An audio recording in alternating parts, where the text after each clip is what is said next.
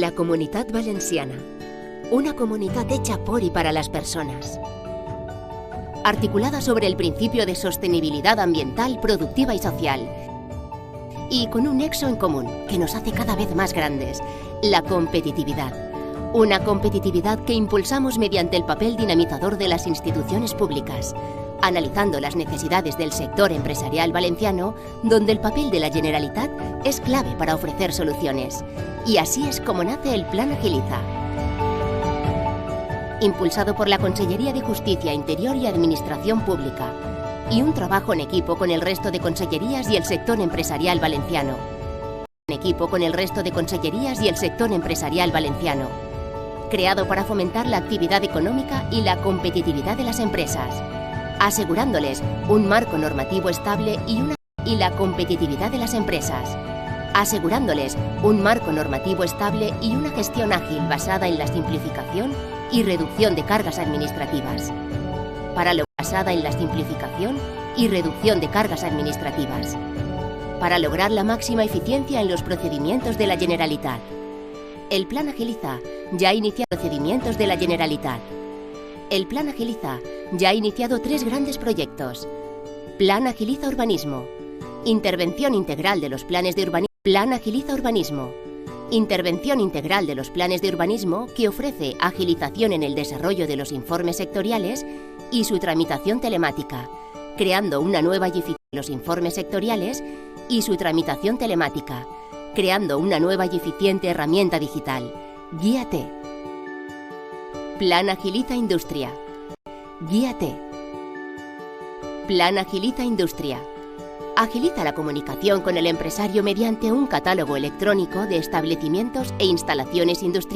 Mediante un catálogo electrónico de establecimientos e instalaciones industriales que incluye la actualización de las normativas de las instalaciones industriales.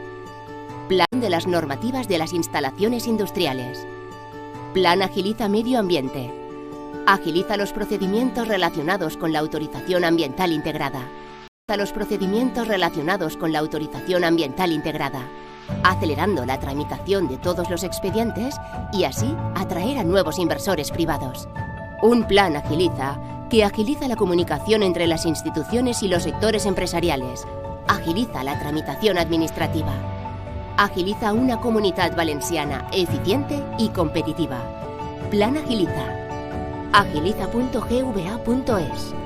Consellería de Justicia, Interior y Administración Pública. Generalitat Valenciana. Tots una veu.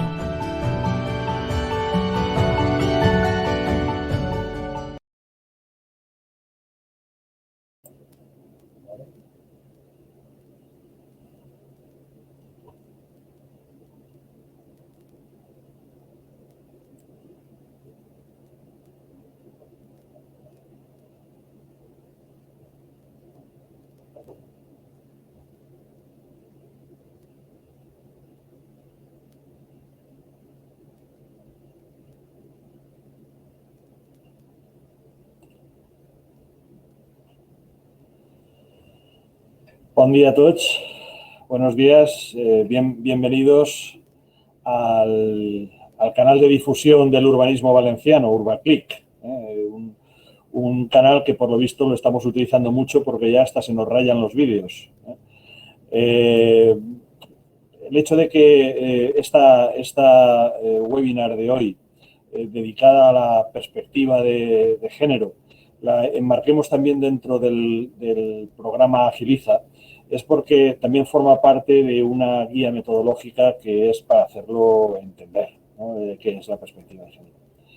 A continuación voy a dar paso al honorable conseller Arcadi España, conseller de Política Territorial, Obras Públicas y Movilidad, que inaugurará la jornada de hoy. Arcadi, quan vulguis. Gracias, Vicent. Gracias al director general de Urbanismo por organizar la webinar, también a Nuria, que la veo por ahí también, a Nuria Matarredona, y a los redactores de la guía, Eva y a Carlos, y a todas las personas que nos siguen desde casa. Yo creo que no hay un movimiento, si me permitís empezar por el principio, no hay un movimiento en lucha por la justicia y la eficiencia como puede ser el feminismo y esa mirada transversal y universal que es, ¿no?, esa perspectiva. de justicia, porque es evidente que una sociedad que discrimina solo por el hecho de ser mujer a la mitad de su población no es justa. Pero también ya es una faceta que yo creo que se debe insistir más, también por eficiencia. Normalmente, básicamente, las sociedades que mejor funcionan, las sociedades más competitivas desde un punto de vista económico, son siempre las que tienen una mayor tasa de igualdad, una igualdad entre hombres y mujeres en todos los ámbitos de su sociedad. Por lo tanto, tanto por justicia como eficiencia, ese movimiento del feminismo, esa mirada violeta que se suele decir, que hemos dicho esta semana muchas veces, me parece fundamental. Pero tenemos que ser conscientes de que esa construcción de los géneros es cultural y es social, ¿no? Nos impregna a todos y hasta ahora ha sido siempre y sigue siéndolo también, por desgracia, una lacra de desigualdad injustificable, y es la verdad, es verdaderamente esa es la normalía de las democracias occidentales todavía, la más grave de todas. No hay ninguna democracia que sea perfecta, pero desde luego las que no incorporan plenamente esa igualdad, esa perspectiva de género, son todavía, tienen una anomalía mucho más grande. Pero una injusticia, y eso ya nos trae a la jornada de hoy, a la webinar de hoy, tiene un reflejo espacial en la forma en que hemos diseñado nuestros espacios de convivencia, que al fin y al cabo son nuestros pueblos y ciudades, que deben de tener en cuenta siempre la pluralidad y la heterogeneidad de las personas que habitan en ellas. A todos, y ahora lo comentaré también, no solo a los hombres y a las mujeres, sino también a las distintas necesidades que tienen, tanto la laboral, de desplazarse, como también otras, de convivir, porque al final las ciudades son mucho más que un espacio donde la gente duerme y va a trabajar. Es algo mucho más y tiene que ser tenido en cuenta. Pero esas ciudades, como sabemos, no son neutras desde una perspectiva de género. El diseño que han tenido y que tienen las ciudades no es neutra desde ese punto de vista. Hay que tener esas otras perspectivas, la productiva también, la reproductiva, la personal, la de convivencia, y no ponerlo todo y tener solo una única perspectiva que sea el desplazamiento de casa al lugar del trabajo. Hay que tener en cuenta la accesibilidad, la seguridad, la mejora de la distribución de los equipamientos públicos o esa eficiencia también desde el punto de vista de una movilidad más sostenible. Pero para que nadie se encuentre expulsado o extraño en su propia ciudad. Nadie tiene que ser expulsado de esos lugares de convivencia por alguna razón, ¿no? Y durante mucho tiempo, la política urbanística, el diseño de nuestras ciudades ha estado basado en otros criterios, ¿no? Si en algún momento los criterios han sido demasiado, si se me permite, especulativos, se sumaba a ese criterio especulativo el criterio de absolutamente ninguna perspectiva de género, y si la había era, como nos decían en otra jornada que hemos tenido alrededor del 8 de marzo sobre urbanismo de género, basada sencillamente en hombres blancos y de mediana edad, ¿no? Yo creo que eso es una de las cosas que tenemos que quitarnos de la cabeza para diseñar con justicia y eficiencia las ciudades del futuro. Por eso el urbanismo ha tenido también que reinventarse.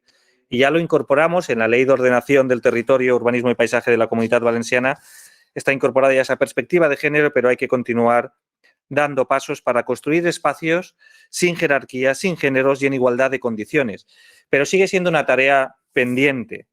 Estas semanas que hemos tenido la oportunidad y hemos organizado desde la Consellería distintas actividades de urbanismo de género, hemos tenido la oportunidad también de que muchas mujeres expertas nos dieran su opinión, necesita que lo vayamos aterrizando. Por eso la importancia de tener una guía, porque, y eso sí sirve de anécdota sin querer elevarlo a categoría, pero cuando hemos publicitado en nuestras redes sociales todos los actos y los contenidos de los actos cerca del 8 de marzo vinculados con el urbanismo de género, ha habido muchos comentarios en la red que sencillamente decían qué era eso y que por qué perdíamos el tiempo en eso. Eran comentarios que en el mejor de los casos y por ser benévolo hacían referencia al absoluto desconocimiento. Nos hemos muchas veces acostumbrado a diseñar nuestras ciudades desde solo una perspectiva, ¿no? La perspectiva que era la laboral puramente, de desplazamiento, donde las ciudades se construían alrededor de las necesidades del vehículo privado y no alrededor de las necesidades de las personas, y mucho menos de las necesidades de todos los que vivimos en las ciudades, sean hombres o sean mujeres. Por lo tanto, yo quiero felicitar a la Dirección General y a los que habéis participado en la elaboración de esta guía para incorporar esa perspectiva, para darla a conocer también, como nos decía antes Vicent, y para completar bien las miradas que tenemos y luchar contra dos cosas. Luchar contra esa discriminación que se ve, que es la más grave de todas, pero también contra esa discriminación que no se ve, que la damos por natural, que ya nos hemos acostumbrado a ella, a diseñar esas ciudades sin tenerla en cuenta. Y cuando lo planteas, algunos te dicen que ¿por qué lo tienes que plantear? Que eso no sirve para nada. Yo creo que para luchar contra eso, para luchar contra esos diseños de las ciudades sin tener en cuenta otras perspectivas, y entre ellas la más importante, la perspectiva de género, y también por esas barreras invisibles que nos hemos todos acostumbrado a hacerlas. Y ahora acabo ya sencillamente con una reflexión personal, que cuando llegué aquí a la responsabilidad de conseller, al final el urbanismo pensabas que era una cosa de agilizar trámites, de completar e intentar mejorar la burocracia actual. Y luego te vas dando cuenta, y escuchando muchas voces, sobre todo voces de ellas, te vas dando cuenta de que es mucho más que eso. Que si te quedas solo en el trasfondo de agilizar los procedimientos, se te olvida quizás lo que hay detrás de toda esa planificación, de todo ese entramado administrativo para construir el urbanismo y nuestras ciudades. Y es esa barrera que se ve menos, tan relevante derribarla como la otra. Así que muchas gracias a todos los que habéis trabajado en esta guía, y tenemos que continuar en esta línea y siempre contando con vuestra ayuda. Así que muchas gracias a todos. Gracias, Vicent. Muchas gracias, conseller. Bueno, efectivamente, el problema que surge con la perspectiva de género en el urbanismo es doble. Una primera es su desconocimiento, yo diría que casi absoluto. Y después el problema de aquellos que nos dedicamos a este mundo de la tramitación y la agilización, como muy bien comentaba el conseller hace un momento, que consideren que un informe de estas características es una barrera más para desarrollar la ciudad. Evidentemente, si hay uno de los informes más importantes para el futuro del urbanismo, uno de ellos, desde luego, tiene que ser el de la perspectiva de género. Y uno de los objetivos que nos tenemos que marcar desde la Consellería y desde la Dirección General es hacer entender en qué consiste la perspectiva de género y cómo influye en nuestras vidas, en la de todos, en los que no somos tan blancos, o los que no son mujeres, y en aquellos que no tienen accesibilidad dentro de la ciudad. Bueno, pues a todos estos recoge lo que es la perspectiva de género. Hay una cuestión que es importante, que es hace un año nos caímos de bruces en la importancia de la perspectiva de género, cuando la Organización Mundial de la Salud reconoció el 11 de marzo, es un día complicado siempre, parece ser, para nosotros. El 11 de marzo reconoció que había una pandemia. 4 días después estábamos todos confinados dentro de nuestras casas y cayendo en una realidad dura, muy dura, que era nuestro espacio vital reducido a aquello que es la vivienda.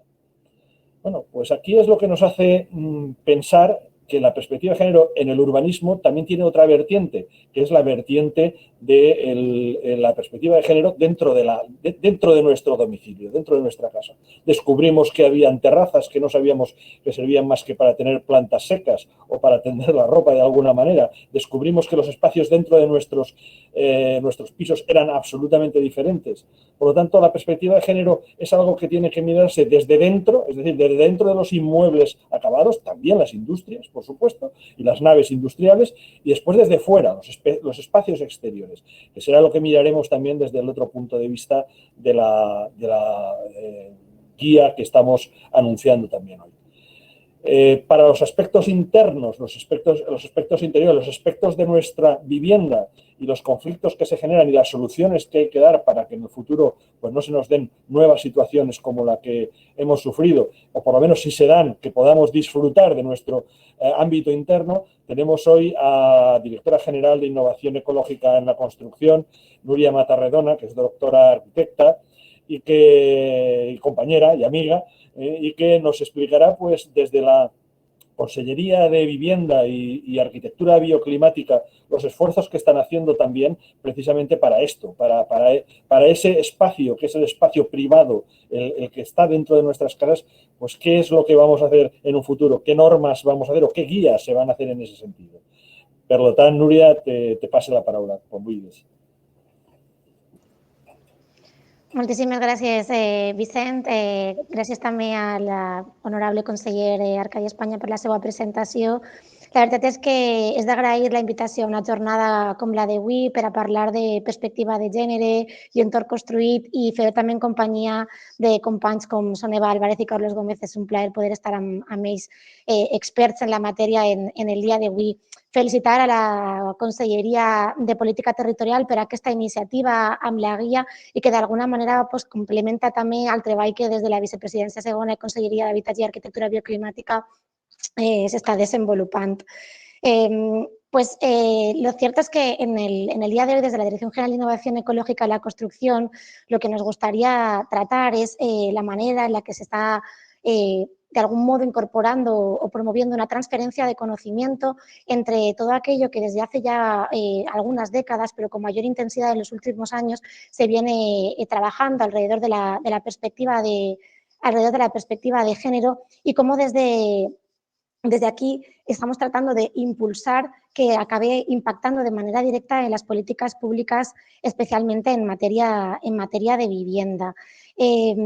Como decía, la cuestión del urbanismo feminista, de esa mirada feminista en la arquitectura, pues no deja de resultar de un análisis crítico, ¿no? que plantea cómo el espacio público ha resultado, como bien comentaba el consejero anteriormente, mayoritariamente diseñado desde una perspectiva androcéntrica, también productivista, ¿no? En consecuencia, al final, el énfasis, el reflejo y al final esa cristalización en el entorno que habitamos queda puesto en ese trabajo remunerado y generalmente se suele obviar en gran parte el resto de necesidades, especialmente aquellas que tienen que ver pues, con los cuidados, ¿no? Con el sostenimiento de la vida. Esta cuestión que tiene que ver con lo doméstico, evidentemente es especialmente crucial en el momento en el que estamos hablando de la vida, ¿no? En ese reducto, en esa esencia de lo que viene siendo la vida doméstica habitual, ¿no?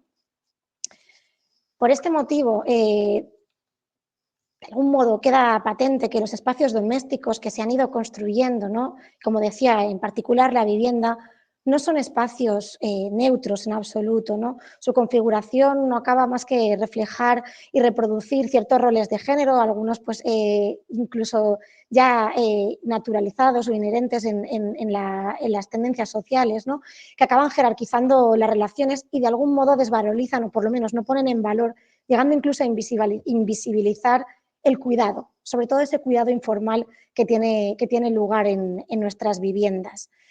La incorporación de la perspectiva de género y en particular en la vivienda, por lo tanto, lo que pretende de algún modo es dar visibilidad, mostrar, poner en valor ese trabajo destinado a los cuidados, ¿no? Que de algún modo proponiendo una articulación de actividades, adecuando las necesidades del programa y de los espacios a esos cuidados, a poner en valor los cuidados. Por eso esa arquitectura feminista, ¿no? Acaba reivindicando un diseño de viviendas que ponga la vida en el centro, ¿no? Que genere espacios que favorezcan la conciliación, que favorezcan la autonomía de las personas, que favorezcan la corresponsabilidad en las tareas y que de algún modo pues acaben propiciando una equidad habitacional, unas relaciones más igualitarias desde el propio corazón de ese reducto, como decía, en el que donde la esfera doméstica es como el corazón, ¿no? de nuestras vidas. Hablaba como de corresponsabilidad, de conciliación, de tratar, por ejemplo, de facilitar el trabajo de varias personas de una manera simultánea, ¿no? Se habla mucho, sin querer dar recetas, que se tiende mucho a tratar de incorporar como trucos o recetas que nos permitan incorporar la perspectiva de género en vivienda, cuando en realidad lo que tratamos es de abordar esta cuestión desde una manera poliédrica, ¿no? Una de esas esferas podría ser, como decía, esa corresponsabilidad o esa conciliación en el momento en el que aportamos espacios que permiten o que facilitan que el trabajo se pueda desempeñar con la colaboración de más personas, que posibiliten un equilibrio entre la vida laboral, familiar y personal, esos espacios que facilitan la conciliación, que permiten, por ejemplo, como bien estaba comentando el director general, la cuestión del teletrabajo, ¿no? Que hemos visto de alguna manera en primera plana o lo hemos visto de frente en este momento en el que sufrimos el confinamiento ahora y comenzó hace ahora mismo un año. Quizá la pertinencia de estas jornadas tiene mucho que ver con este aniversario, también tiene mucho que ver también con esta semana del 8 de marzo, ¿no? Pero bueno, de algún modo, ¿cómo podemos permitir que se puedan realizar, por ejemplo, tareas escolares, tareas laborales o, por ejemplo, el cuidado de las personas mayores al mismo tiempo que se atienden a las labores domésticas habituales? Hablamos también de cuestiones como la eficiencia doméstica, ¿no? Tomando como punto de partida cosas tan esenciales como el ciclo de la ropa, la necesidad de poder limpiar espacios. Siempre nos viene a la cabeza aquellas anécdotas, ¿no?, de los primeros proyectos de arquitectura en los que nos dábamos cuenta que no había un lugar en el que tender la ropa o no habían espacios reservados para poderla almacenar correctamente, o incluso esos famosos rincones imposibles de limpiar. Todas estas cuestiones se pueden atender desde una perspectiva de género. También todo lo que tiene que ver con facilitar la autonomía de las personas, ¿no? O sea, hablamos de trabajo reproductivo, de trabajo de los cuidados, estamos hablando también de personas dependientes, bien por ser mayores, bien por otro tipo de dependencia, bien por ser menores, con lo cual la perspectiva de género habla también de incorporar sistemas que faciliten la independencia, que favorezcan, por ejemplo, la vida autónoma de personas, por ejemplo, con discapacidades cognitivas, poniendo a su disposición servicios como, por ejemplo, pues detección de humos, facilitación, por ejemplo, para personas con discapacidades visuales que les permitan conocer si se ha, por ejemplo, llamado a la puerta, que permitan abrir un videoportero de una manera autónoma si se tiene movilidad reducida, pero también que permitan, por ejemplo, bañar a un menor en un espacio, digamos, un espacio húmedo que habitualmente no permite el trabajo de dos personas, o que permitan atender a un mayor. Estamos hablando también, por ejemplo, de evitar cuestiones de accesibilidad física como escalones, en el momento en el que una persona puede desplazarse sin tener que subir un escalón. Estamos hablando de favorecer la autonomía de estas personas, y estamos hablando también de permitir descargar a aquellas personas que habitualmente se tienen que responsabilizar de los cuidados y, como bien aportan los datos del Instituto Nacional de Estadística, caen en un porcentaje muy elevado todavía hoy en las mujeres, ¿no? También estamos hablando, por ejemplo, de evitar ciertos peligros, como puedan ser pues, cuestiones que puedan afectar a los niños pequeños, incorporando sistemas de prevención, etcétera. Pero bueno, todas estas cuestiones que seguramente abordarán con muchísima más detenimiento los compañeros cuando estén hablando de la guía, yo he pretendido hacer especial hincapié en la cuestión que tenía que ver más directamente vinculada con la vivienda. No son nuevas, de hecho, ya desde la propia Consellería en el Botanic 1 se trató de establecer unos primeros pasos en aquel famoso set para introducir la perspectiva de género en el proceso urbano, y que tenía un apartado específico en materia de vivienda. A través de la Cátedra de Innovación Habitatge con la Universitat Politécnica de Valencia, desde aquí también, desde la Generalitat, el Consell ha puesto un énfasis importantísimo tratando de potenciar diferentes estrategias que permitieran incluir la perspectiva de género y fomentar nuevas estrategias habitacionales, ¿no? Aquellas jornadas también muy interesantes de Habitar es Cuidar, que hablaban no solamente de cómo la arquitectura nos cuida, sino también de cómo la cuidamos a ella. También una cuestión muy importante que vimos en el confinamiento y que quedó de relevancia en aquella famosa encuesta que se lanzó pues ahora ya prácticamente hará unos 11 meses, en los que hablábamos de cómo esas viviendas estaban respondiendo, si eran resilientes o no a ese confinamiento que estábamos viviendo, y que pusieron de manifiesto una vez más esa condición de la vivienda como refugio, en la que estábamos intentando pues sobreprotegernos de la realidad tan dura que nos estaba tocando vivir como sociedad. Más recientemente hemos seguido trabajando con los premios que compartimos ambas consellerías vinculados con la perspectiva de género en urbanismo, movilidad, paisaje, vivienda y arquitectura, y que cada vez más tienen una mayor acogida y presentan iniciativas con mayor calado, con mayor empaque y mucho más sólidas, y se ve que existe en el territorio valenciano cada vez más una mayor solidez de los conocimientos y cómo se van trasladando a estos espacios que venimos diseñando, y, por ejemplo, en las últimas jornadas que realizamos sobre género en vivienda. Y simplemente por centrarnos en algunas iniciativas a través de las cuales estamos intentando que este conocimiento que se está generando en las últimas décadas y, como decía, con mayor intensidad en los últimos años, ¿cómo se puede transferir este conocimiento a las políticas públicas en materia de vivienda? Pues bien cierto es que si nos fijamos, por ejemplo, en el parque público de vivienda actual, nos damos cuenta que responde más bien a un patrón, como decía antes, androcéntrico y productivo. Las viviendas en ningún momento están fomentando en el parque existente una flexibilidad de usos, en absoluto se encuentran desjerarquizadas, responden a un tipo de modelo de familia pues, muy tradicional, que poco tiene que ver con las cuestiones actuales, ¿no? Y que viene reproduciendo pues, ese famoso parámetro de padre-madre con dos hijos, cuando en realidad, por ejemplo, la vivienda social debe acabar respondiendo pues, a realidades muy diversas, como puedan ser familias monoparentales o grandes familias numerosas.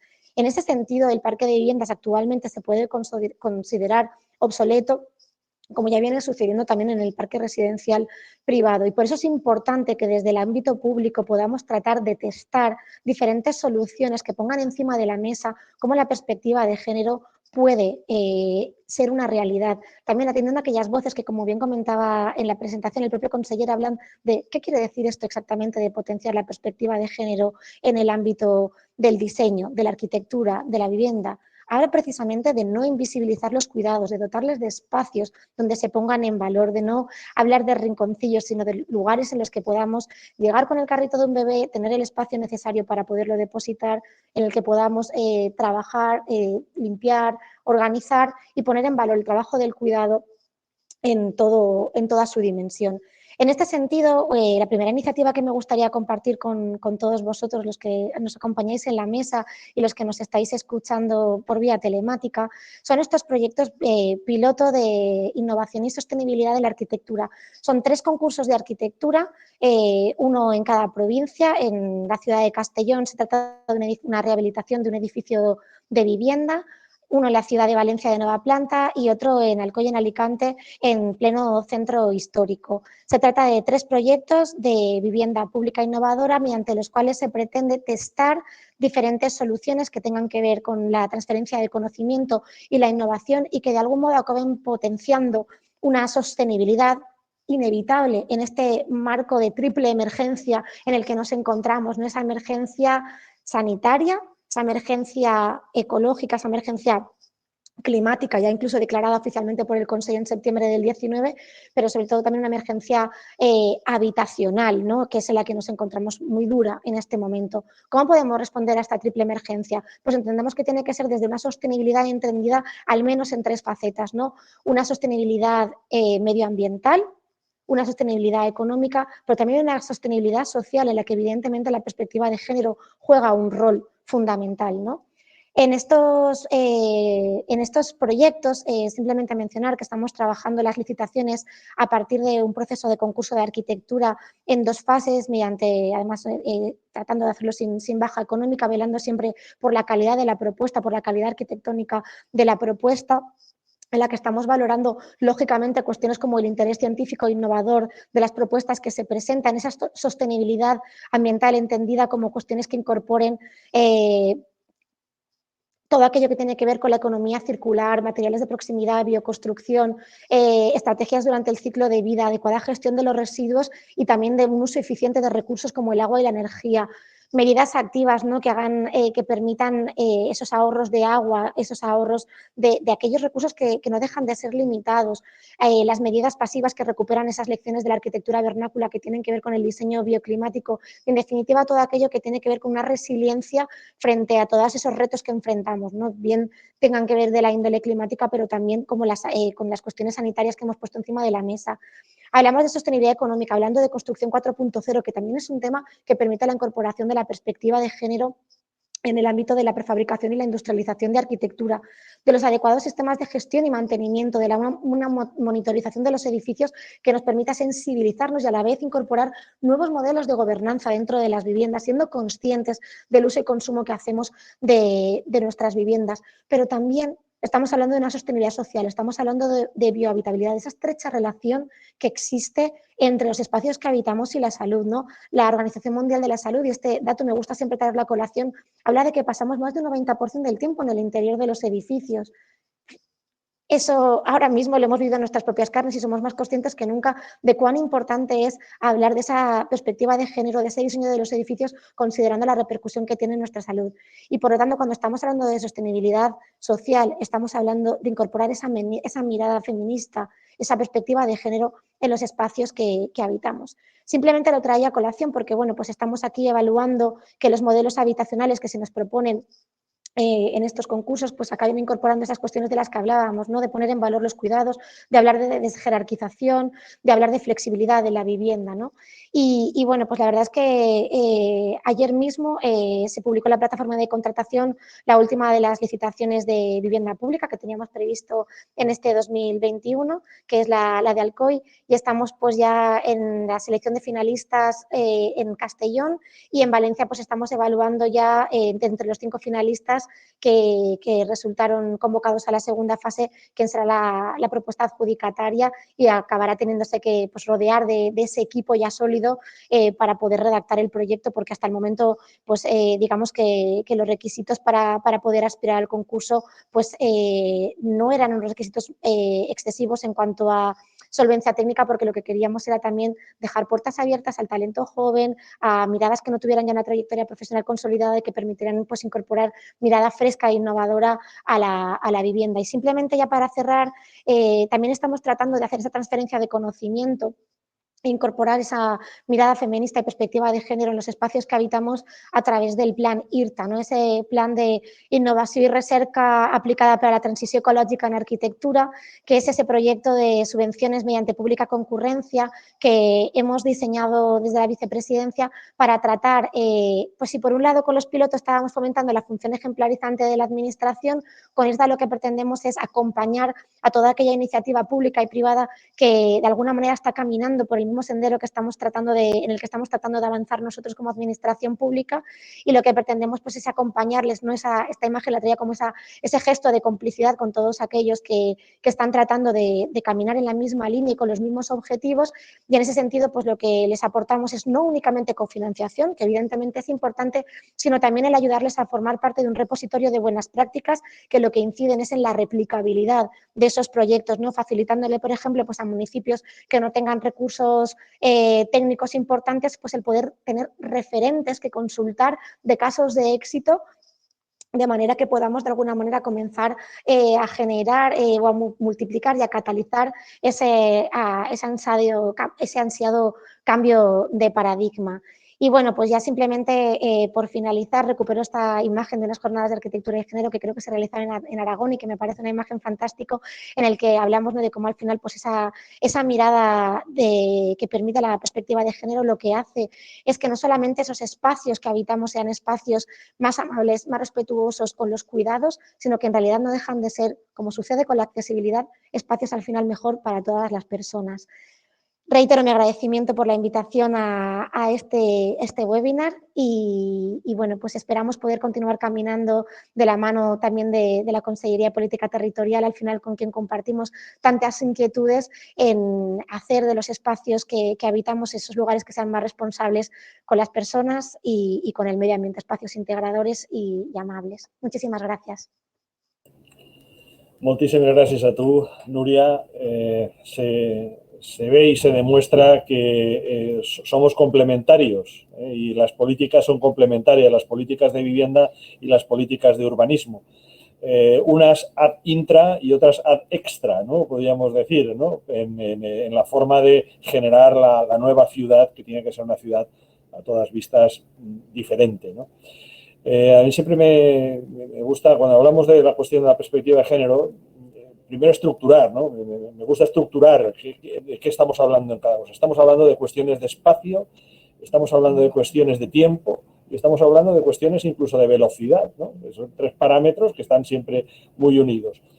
El espacio, porque los espacios son importantes, porque las personas de todo tipo necesitan adecuar los espacios para una vida cómoda y agradable, una vida que sea, en todo caso, para aquellos que son dependientes, para aquellos que cuidan, para todos tiene que ser una ciudad agradable.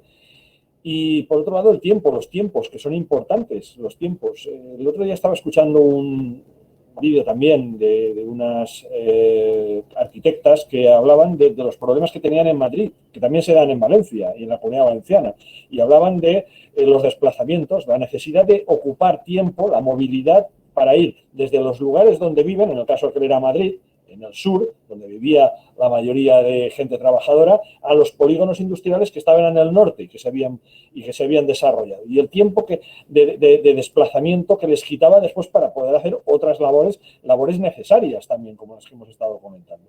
Bueno, pues eso dentro de la ordenación del territorio es fundamental. Para aquel que diga que la perspectiva de género no es necesaria en la ordenación del territorio, está equivocado o está equivocada. Pero generalmente estamos equivocados, ¿eh? Somos los hombres los que estamos equivocados porque es necesario.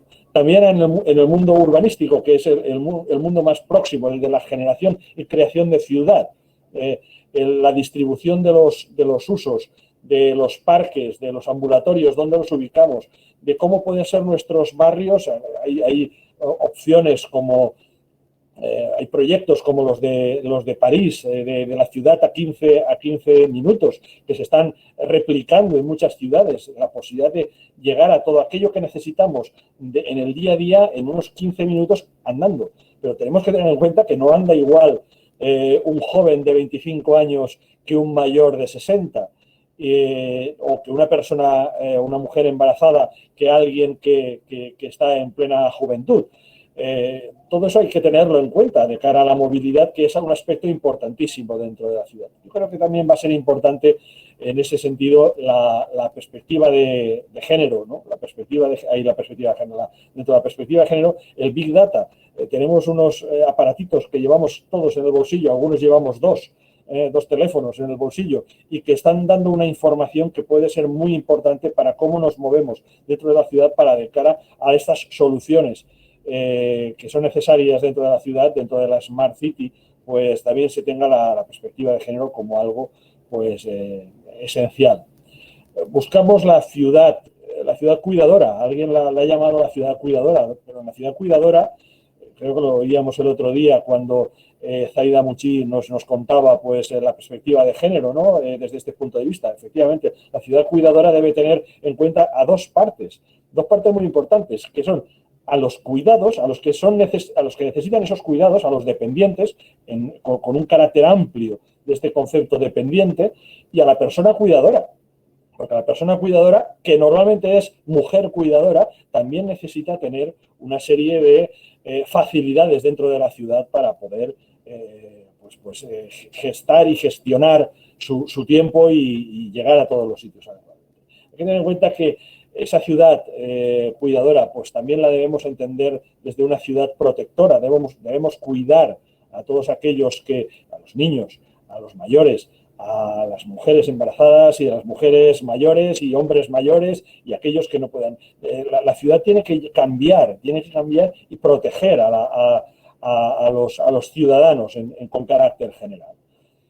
Es cierto que hay una especie también de urbanismo disuasorio que se ha producido a lo largo de los últimos años, que empezaba pues intentando evitar que las palomas pues se depositaran en algunos sitios, pero es que ha pasado de ahuyentar a las palomas a intentar ahuyentar pues a la gente que está en la calle, que también tenemos que tener en cuenta que están allí, que usan esos espacios públicos y que son pues los homeless, los sin techo, que son tanto hombres como mujeres, pero son gente que no tiene la suerte de estar integrada dentro de la sociedad. Pues existe incluso un urbanismo disuasorio para que no se acuesten en determinados bancos o porque no estén en determinados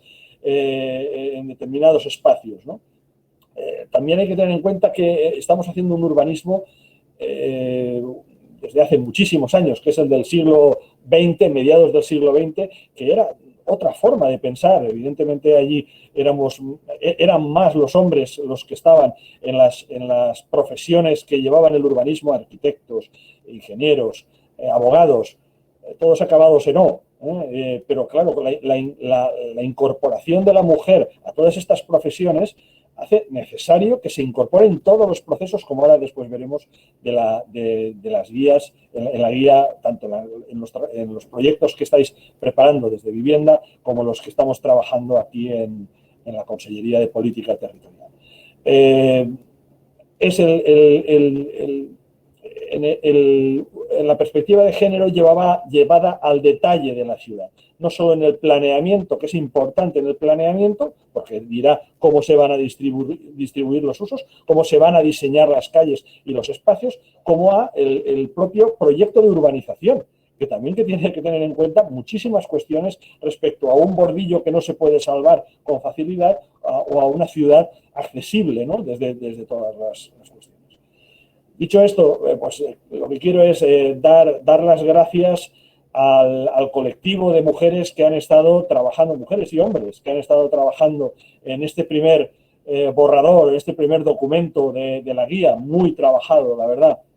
y no me resisto a no nombrarlas porque su trabajo ha sido importante. En primer lugar, a Ana Piñeiro, que es la subdirectora de urbanismo, que las ha dirigido a todas y nos ha dirigido a todos, ¿no? para que salga un documento pues, muy operativo y eficaz, que es lo que buscamos finalmente. Quiero dar las gracias también pues, a Inmaculada Orozco, que es la secretaria autonómica de Política Territorial, y a Laura Soto, que es la secretaria autonómica de Arquitectura Bioclimática y Sostenibilidad, a las directoras generales, pues a Rosa Pardo, directora general de Política Territorial, a la directora general del Instituto Valenciano de las Mujeres, María Suc, a la directora general del Instituto Valenciano de la Edificación, Begoña Serrano, a la directora gerente de Ferrocarriles de la Generalitat Valenciana, Anaís Menguzato, a Blanca Marín, que es la directora del aeropuerto de Castellón, y también a Maya Acevedo, a Pepa Bertolín, a Vicente Collado, a Sonia Gómez, a Silvia Román.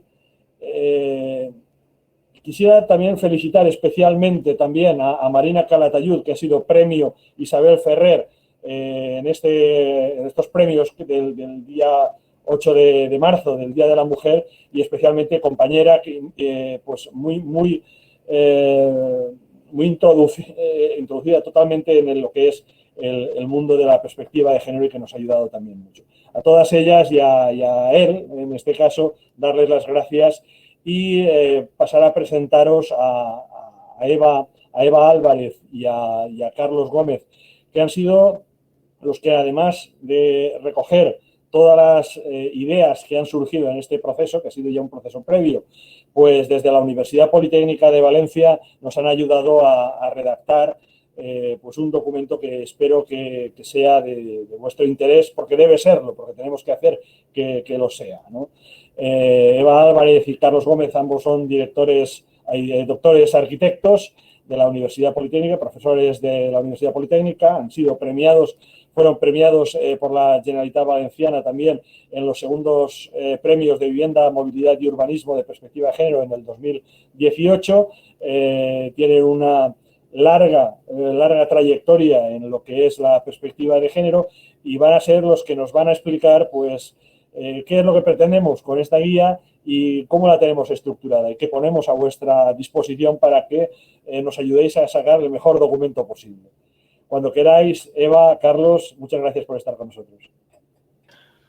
Pues buenos días. El protocolo no lo domino, pero creo que es honorable conseller Arcadi España. Es un honor coincidir tantas veces y escuchar. La verdad es que escuchamos emocionados. Es decir, ni en nuestros mejores sueños esperábamos encontrar una representación política de tan alto nivel, hablando como con frecuencia se hace desde la Generalitat. Por supuesto, directores generales y directora general, pues nosotros nos sentimos muy honrados, muy honorados de estar aquí hoy, pudiendo hablar de algo que para nosotros, Carlos Gómez lo tengo aquí, si quieres, está al lado mío, estamos en el mismo sitio, porque Carlos Gómez y yo, y como decimos tantas veces, estudiamos juntos y somos pareja. Entonces el tema de la perspectiva de género y el feminismo lo tenemos muy interiorizado desde antes de saber que se llamaba perspectiva de género. Cuando no lo sabíamos, nosotros ya lo aplicábamos en los edificios que hacíamos o en los encargos que teníamos o en la docencia.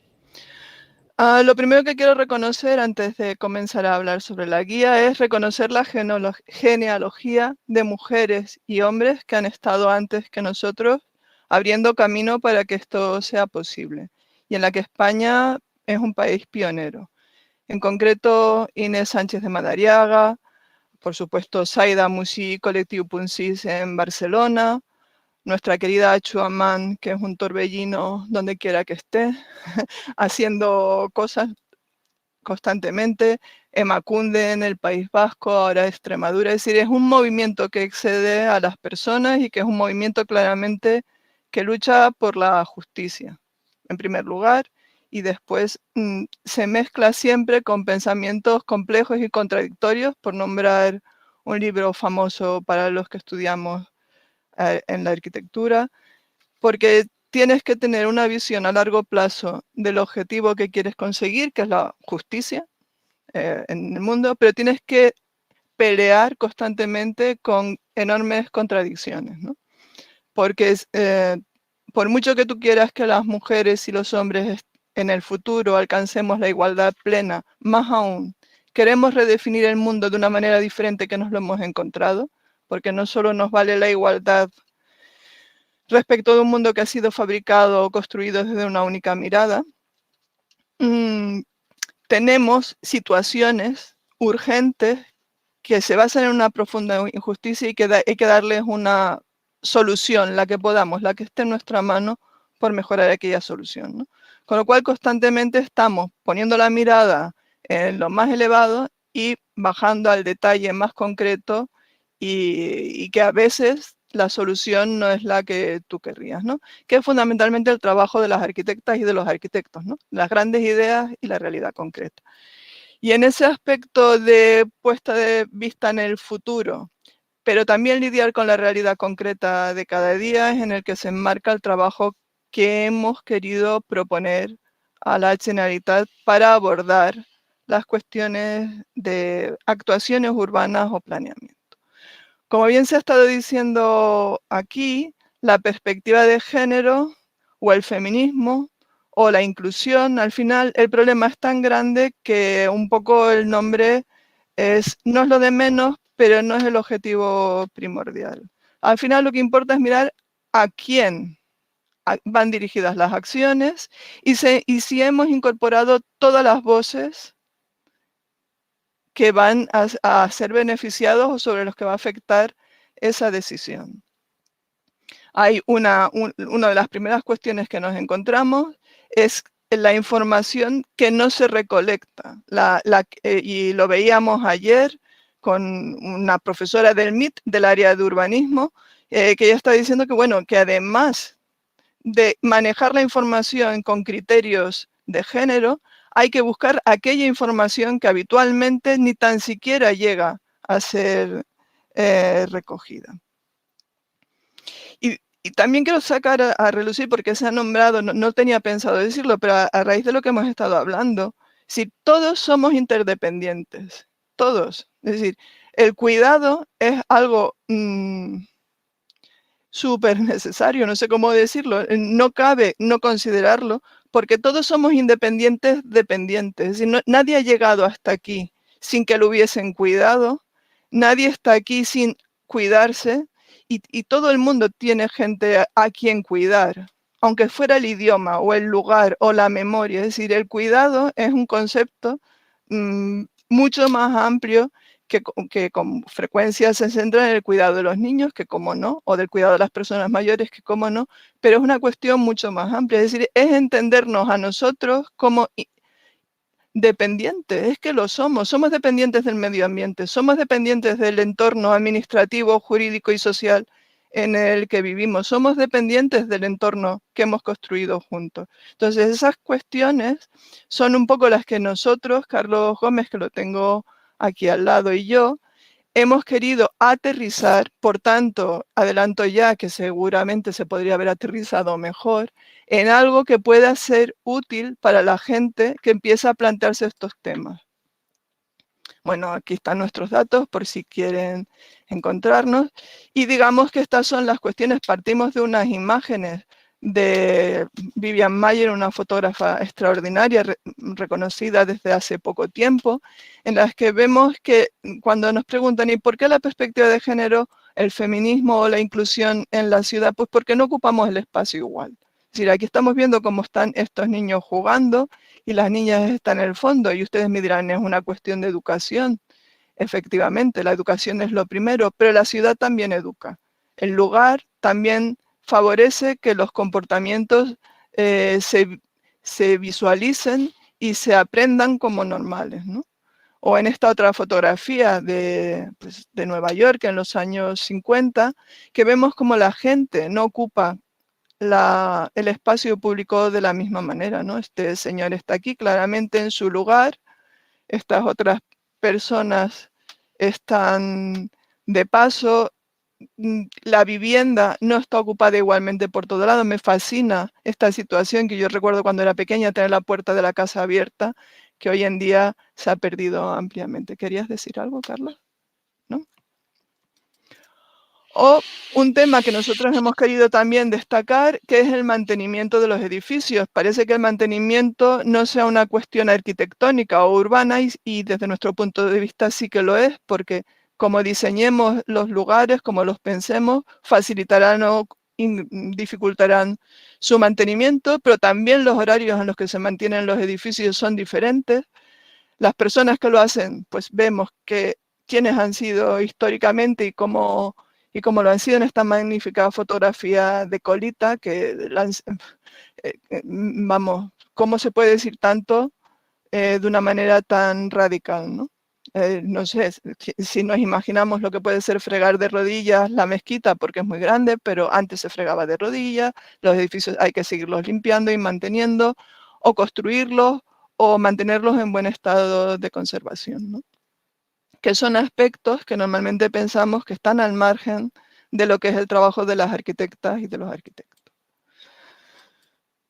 Bueno, pues nosotros en Valencia, en la Comunidad Valenciana, tenemos una ley que yo creo que es, bueno, para enmarcar y para tenerla como orgullo, donde en el punto 1 declara que uno de los objetivos de la regulación de la ordenación del territorio es la incorporación de la perspectiva de género y la inclusión. Es decir, no conozco ninguna ley, no conozco todas las leyes, por tanto no lo puedo decir con rotundidad, que en el artículo 1 diga esto. Lo dice en otros sitios, pero no en el 1. Con lo cual, lo primero que la guía también hace ver es que no es una cuestión electiva. Uno no puede elegir incorporarla o no incorporar la perspectiva de género. Es un acuerdo aprobado en donde procedía, que obliga de alguna manera, o que al menos interpela a la gente a incorporar esa perspectiva. Por lo tanto, deberíamos comprender a qué abarca, ¿no? O hasta dónde queremos llegar. Y por supuesto, la desarrolla, eso lo veremos ahora en la guía, en varios puntos más dentro de la ley y en concreto en el anexo 12, en el que establece 10 puntos magníficos también, otro orgullo para la Comunidad Valenciana, tener estas normas tan pioneras y tan bien redactadas, ¿no?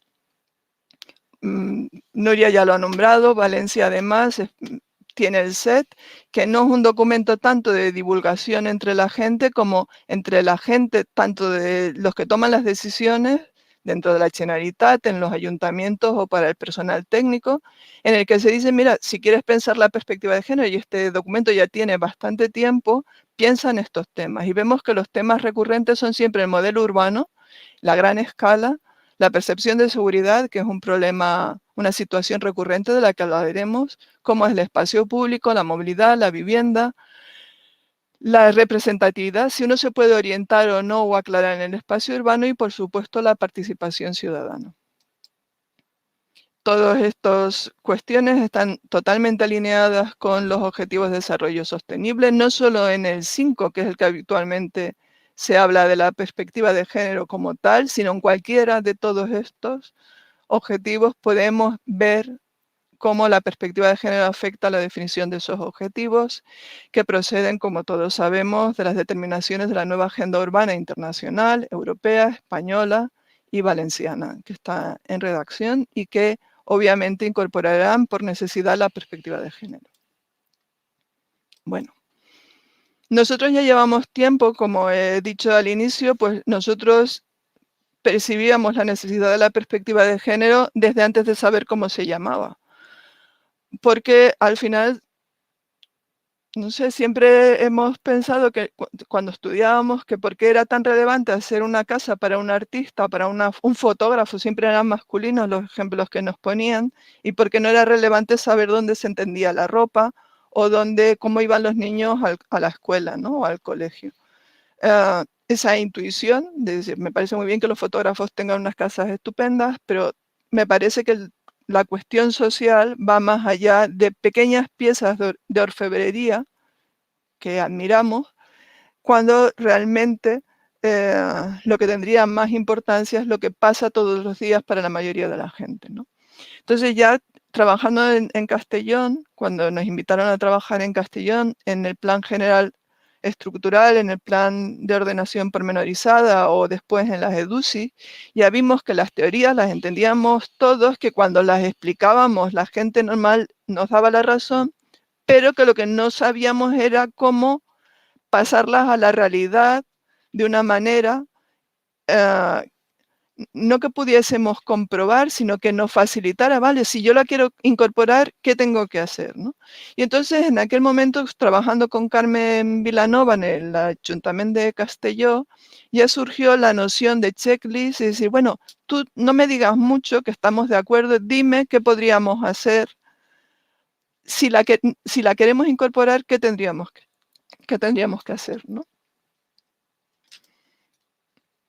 Todo este trabajo inició con aquella noción, se ha ido, como muy bien ha dicho Vicente, a lo largo de este casi año lo hemos ido trabajando insistentemente con la voz de muchas personas, de las amigas a las que le hemos preguntado, me refiero a Zaida, a País Vasco, a todo el mundo que nos ha querido decir lo último que pensaba.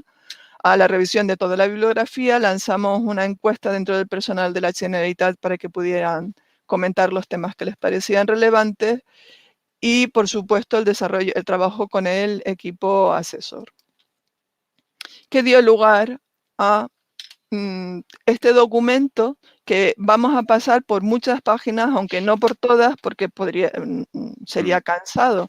Evidentemente, si alguien cuando lo revise o lo vea, pues ve que algo se puede mejorar, porque lo primero que hay que decir es que es un documento que pretende ser útil, por tanto es un documento que tiene que estar vivo y abierto a recomendaciones, a sugerencias o a modificaciones.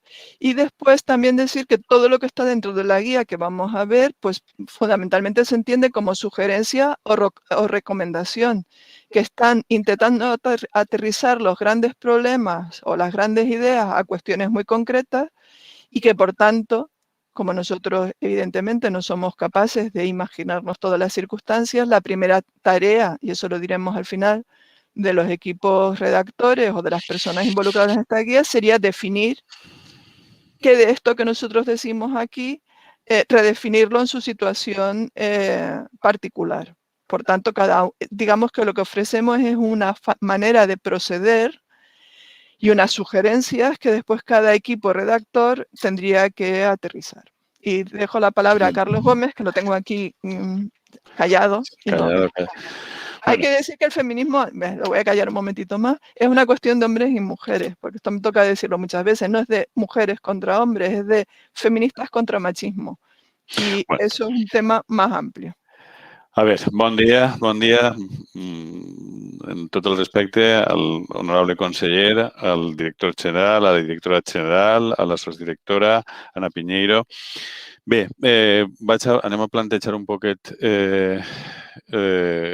primer, agrair a tota la gent que ha participat, començant per els dos caps, director general i directora, els col·laboradors, José Luis i Victoria Grabuig, i inclús a la dissenyadora gràfica que ha fet possible este primer esborrany, i des de luego a tot l'equip assessor, fonamentalment dones, una excepció crec, des de les direccions generals i de tot. Carlos, disculpa un moment, és que hem convidat a gent que no està en la nostra comunitat i entonces parlen en castellà. Si no t'importarà explicar la part densa, pues si no t'importa pasar a castellà. Bueno, pues sin ningún problema, al revés, todo encantadísimo.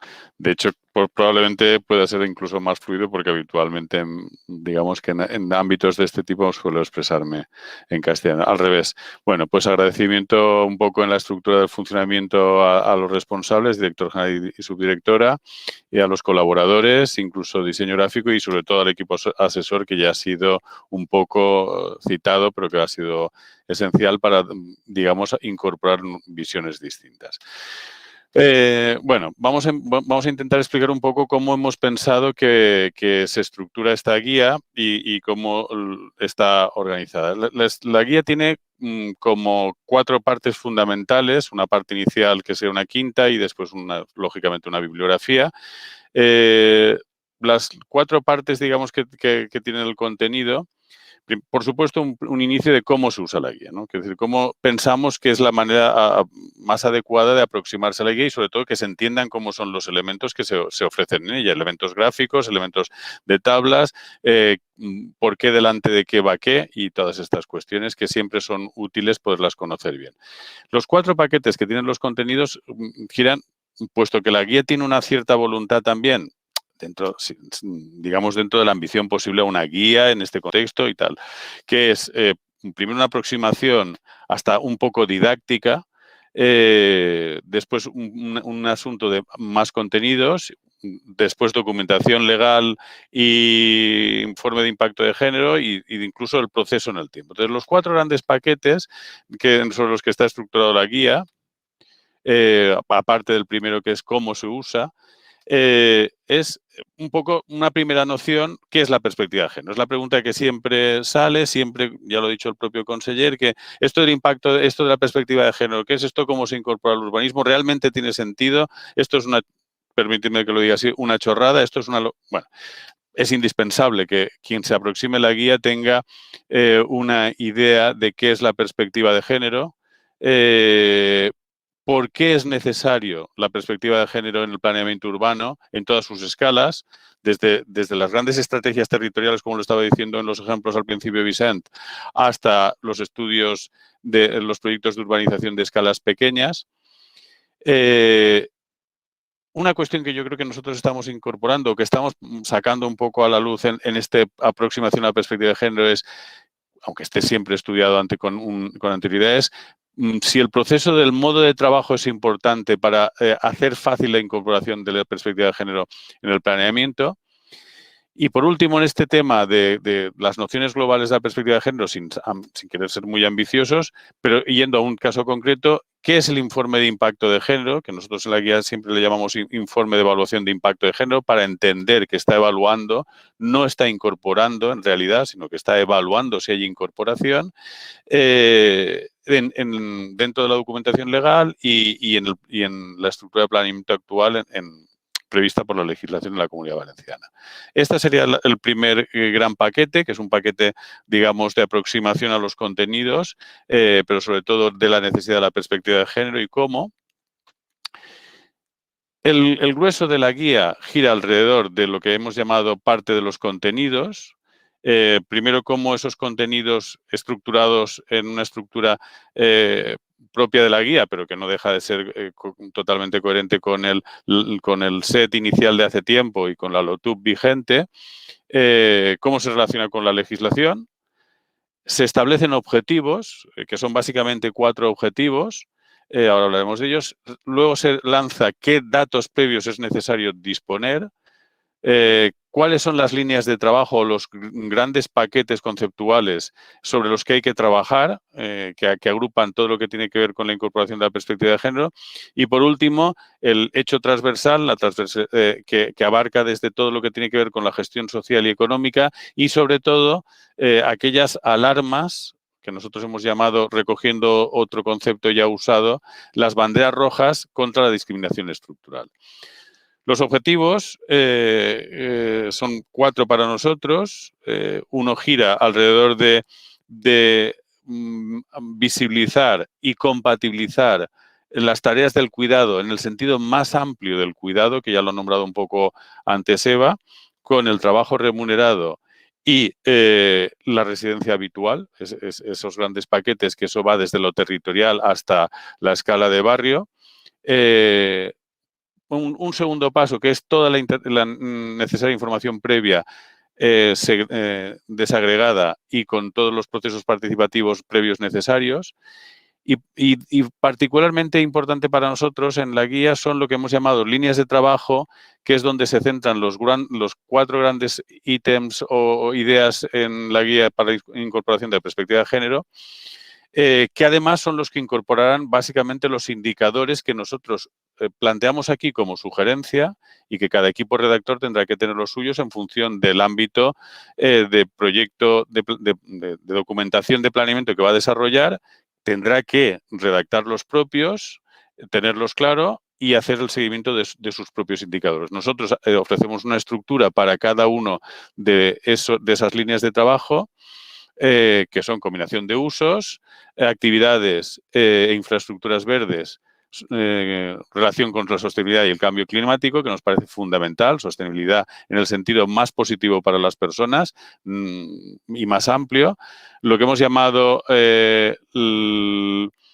movilidad, equipamientos, servicios de viviendas, de la vivienda, las infraestructuras ensambladas, que es el término que nos gusta emplear, la red de espacios comunes, entendida como un continuo espacial, es decir, desde la vivienda hasta el último punto en la ciudad y desde el último punto de la ciudad hasta la vivienda, pasando por toda una transición continua, y por eso lo hemos llamado continuum espacial, donde están todos aquellos elementos que en el día a día y en lo cotidiano necesitamos emplear por todas partes, con todas las interacciones que ello conlleva. Y la cuarta línea, la seguridad y la habitabilidad en el espacio público, que nosotros la hemos fundamentado no solo en la percepción de seguridad y la seguridad real, sino también en qué condiciones tienen los espacios a todas las escalas para que la gente estemos todos, las personas de todo el espectro, en el mayor sentido más inclusivo, estén confortables, para lo cual se incorpora la idea del mantenimiento y el diseño con facilidad de mantenimiento como indispensable para favorecer la calidad urbana. Bien, en este gran paquete de contenidos, además la transversalidad que ya hemos citado, digamos que esta es una aproximación lineal. Hemos pasado por qué la perspectiva de género, por qué los contenidos, qué contenidos, y de ahí saltamos, una vez pasados por todas estas cuestiones de contenidos previos, a los documentos. La relación estricta con lo que dice la legislación de la Comunidad Valenciana y cómo eso se puede traducir en los documentos que se incorporan en las figuras de planeamiento. Obviamente siempre, y quiero recalcarlo, por más que se diga, siempre en términos de sugerencia. Cada equipo de redactor tendrá que establecer propiamente cuáles son los documentos precisos que necesita en su ámbito documental.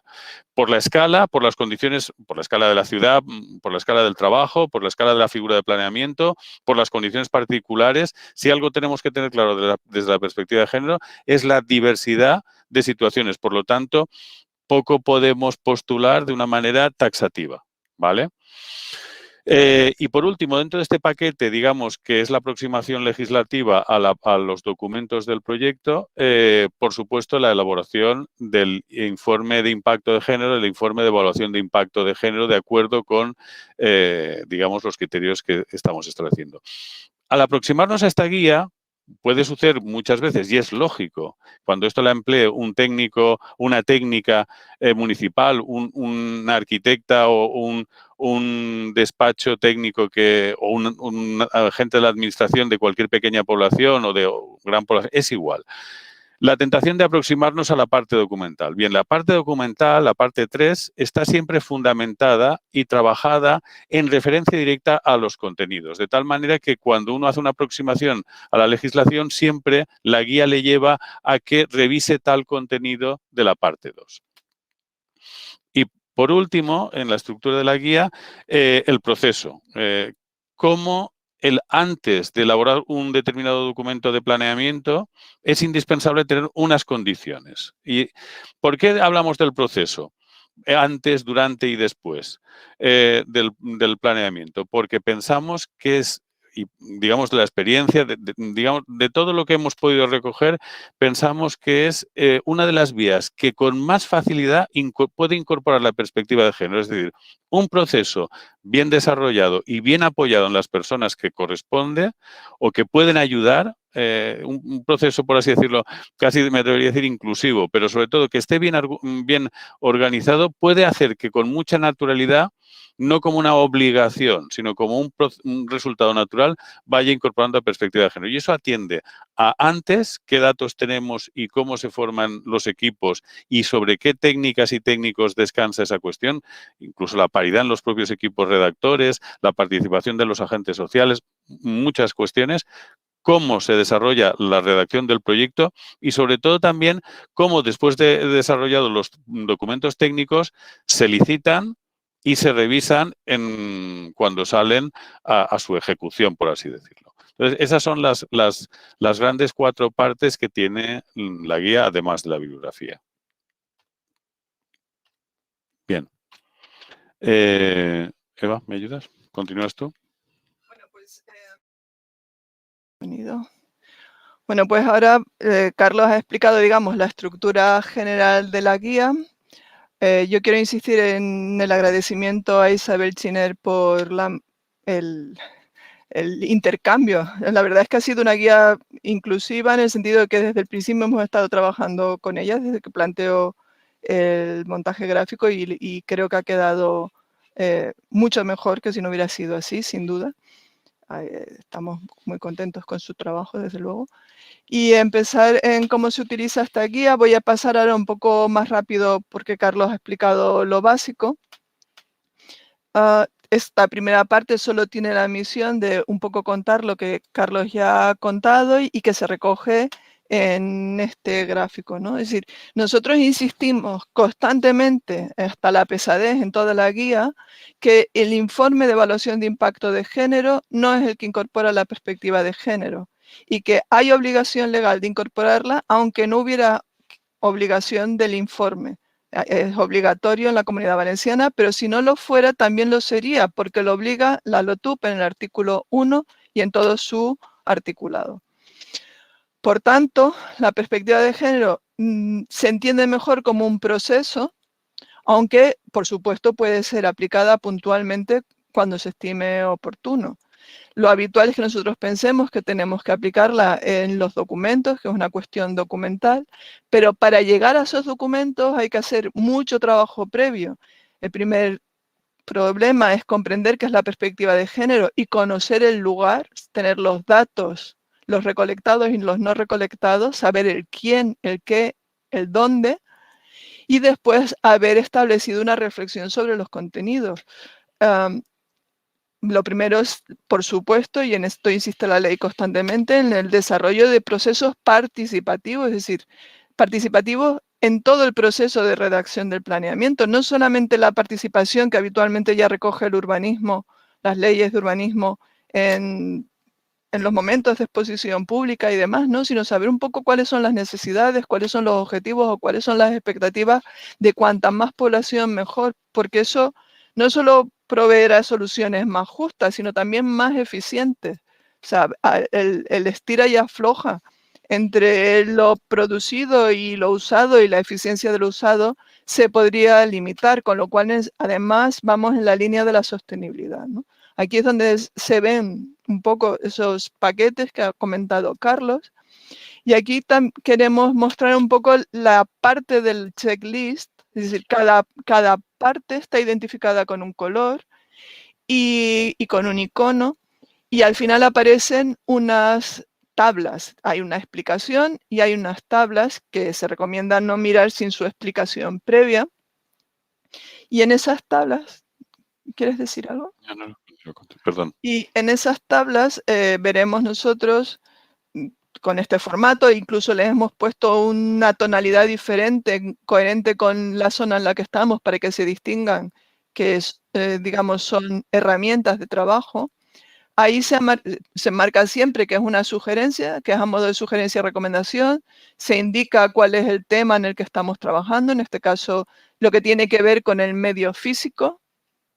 Se indican 3 acciones, 3 momentos, es decir, primero se hacen sugerencias sobre acciones previas que uno tendría que pensar antes de empezar a ver esta parte, pues si ha consultado toda la información disponible, si ve que le falta información, si ha contactado con la gente que sabe en el lugar donde está trabajando sobre este tema, son cosas muy básicas. Una serie de preguntas guías, que es lo que viene aquí, para hacernos pensar sobre si vamos a valorar estos temas, y una vez lanzadas esas preguntas guías, que como ven tienen un check, veríamos son estas o podrían ser otras, se sugiere que se establezcan unos indicadores.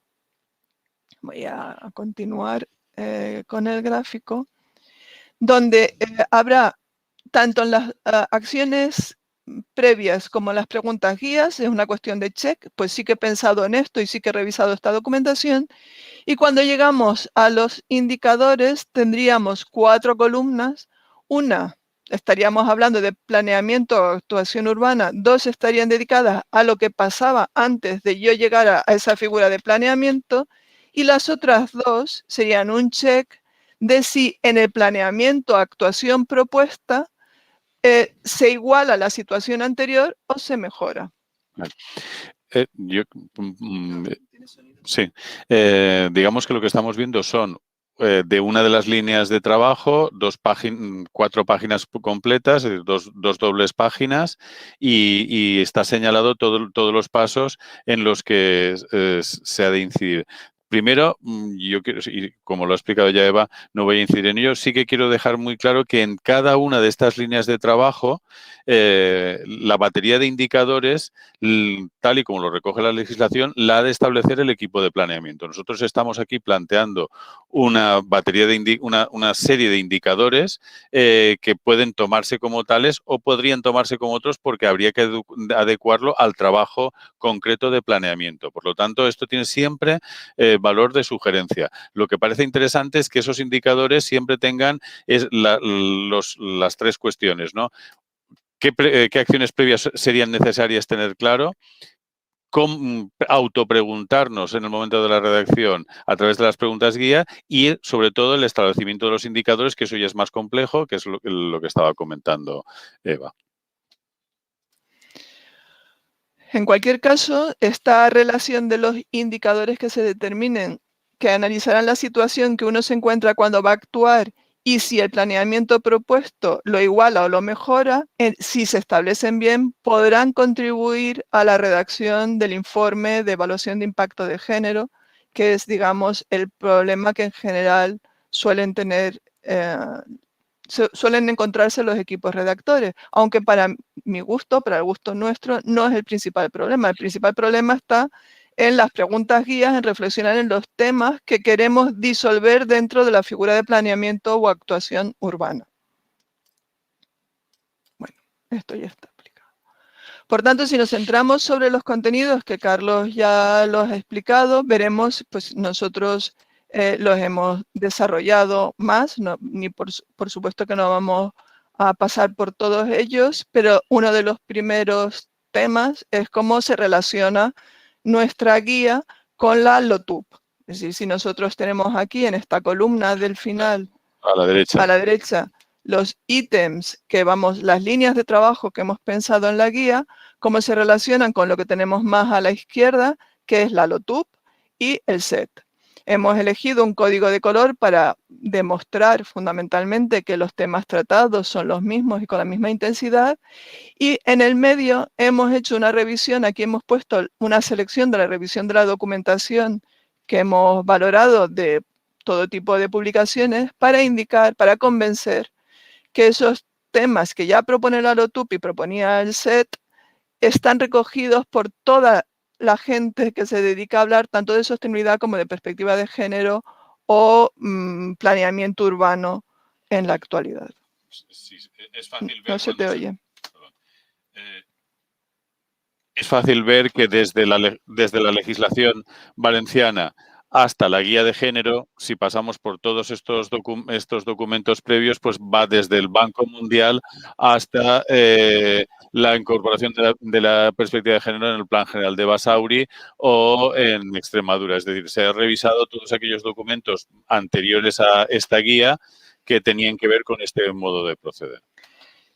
Y que nos han dado la extracción de lo que nosotros llamamos líneas de trabajo, que si se fijan fundamentalmente van por establecer el quién, que es lo que tiene que ver con la información, por ver el dónde, que es la parte que va desde el entorno más amplio, que tenga que ver con lo que hemos llamado sostenibilidad y lugar, infraestructura verde, las infraestructuras entendidas en un sentido muy amplio, porque todo es infraestructura con perspectiva de género, y las hemos llamado infraestructuras ensambladas, que tiene que ver tanto con la movilidad como con la vivienda, como con el equipamiento, Por supuesto, esa red de espacios comunes, que es una innovación y desde luego un tesoro que tiene la LOTUP, que es de los pocos sitios que se hablan de eso y nosotros lo hemos rescatado ahí, pero haciendo insistencia en que no solo interesan los espacios comunes próximos a la vivienda, sino su continuidad escalar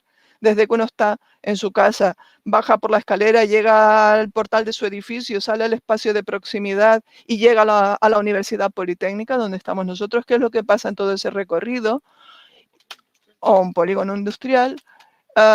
El tema del la seguridad, insistiendo en el tema del mantenimiento, el confort y la calidad urbana, y después las cuestiones transversales que hablaban en la LOTUP, que tienen que ver con la gestión social, económica y política, y con aquellas alertas que nosotros queremos evidenciar cuando se produce una gran discriminación o situación y no es achacable a nadie, que es por lo que se llaman estructurales. Pasan, las mujeres no ocupan la vía pública de noche, no es culpa de nadie, pero pasa. Bueno, o por determinados sitios no pasan las mujeres o los niños o las personas mayores, no es achacable a nadie porque nadie ha querido hacerlo, pero pasa. Y por tanto habría que determinarlo y marcarlo, y nosotros lo hemos llamado, pues siguiendo las EDUSIS, que es lo que ha originado esta metodología, las banderas rojas, ¿no? Pero que evidentemente ese nombre podría cambiar. Si vamos, ya no me voy a alargar más, hemos sugerido unos objetivos que van en la línea de lo que dice la LOTUP fundamentalmente y que tienen que ver con cuidar y ser cuidados, el reconocimiento de la diversidad o aumentar la autonomía de las personas, pues, por supuesto aumentar la sensación subjetiva de seguridad, pero que estos objetivos podrían ser otros, dependerá del lugar en donde se estén actuando, pasar por todas las cuestiones que tienen que ver por información previa, conocer a quién es el quién y quién está excluido normalmente de ser tenido en cuenta, porque una de las cosas que incorpora la perspectiva de género es todo el mundo, no solamente algunas personas.